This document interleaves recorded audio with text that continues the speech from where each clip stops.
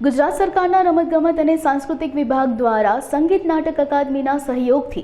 2 દિવસીય સાસણગીર ખાતે સાસણગીર સંગીત ઉત્સવ 2024નું આયોજન કરાયું હતું તેમજ યુવા પેઢી નાતાલ અને 31 ડિસેમ્બરના તહેવારોમાં વ્યસનથી દૂર રહે તે માટે રાજ્ય સરકાર દ્વારા ભારતીય સંસ્કૃતિ જળવાઈ રહે અને આપણી સંસ્કૃતિ સહિત યુવા પેઢીમાં જળવાઈ રહે તે માટે ટુરિસ્ટો માટે સાસણગીર ખાતે સંગીત મહોત્સવનો ભવ્ય કાર્યક્રમનું આયોજન કરાયું હતું જેમાં ગુજરાતના નામાંકિત કલાકારો અને લોક સાહિત્યકારો ઉપસ્થિત રહ્યા હતા। કડકડતી ઠંડીમાં પણ પ્રવાસીઓ અને સ્થાનિકો મોડી રાત્રિ સુધી ઉપસ્થિત રહ્યા હતા।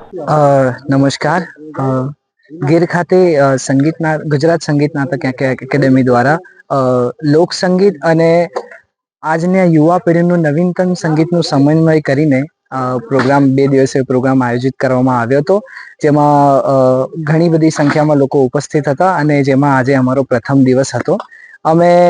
ગુજરાતી ગીતો અને નવા ગીતોની મેડલીસ મેશઅપ કરીને જે લોકોને પણ સમજમાં આવે અને લોક સંગીત પણ લોકોના કાનના પડઘે પડે એવો પ્રયત્ન કર્યો છે અને લોકોને ખૂબ મજા આવી છે અને અમને પણ ખૂબ મજા આવી છે। જી, આજકાલની જે યુવા પેઢી છે એના માટે અમે થોડા ન્યૂ બોલિવૂડ ગીતોનો મેશઅપ અને એની સાથે સાથે લોક સંગીતના ગીતોનો પણ મેશઅપ અમે લઈ આવ્યા હતા કારણ કે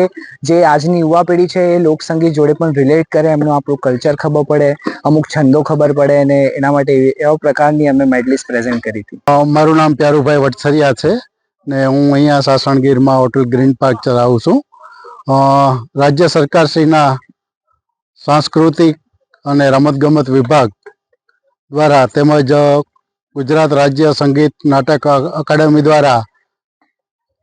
સાસણગીર ખાતે 2 દિવસનો સંગીત નૃત્ય ઉત્સવનું આયોજન કરવામાં આવેલ છે જેમાં ખાસ કરીને વાત કરીએ તો અત્યારે નાતાલનું મિની વેકેશન ચાલી રહ્યું છે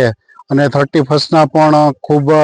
નજીકના ટૂંકા દિવસો બાકી રહ્યા છે ત્યારે સાસણગીર ખાતે ખૂબ મોટા સંખ્યામાં પ્રવાસીઓ સાસણગીર તરફ આવી રહ્યા છે અને એમાં ખાસ કરીને વાત કરીએ તો અત્યારે જે પ્રવાસીઓ સાસણગીર તરફ છે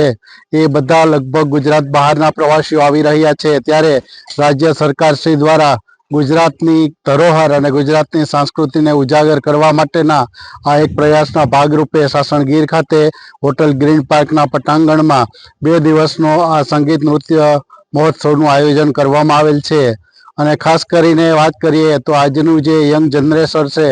તે વ્યસનો તરફ આગળ વધી રહ્યું છે અને આવા સાંસ્કૃતિક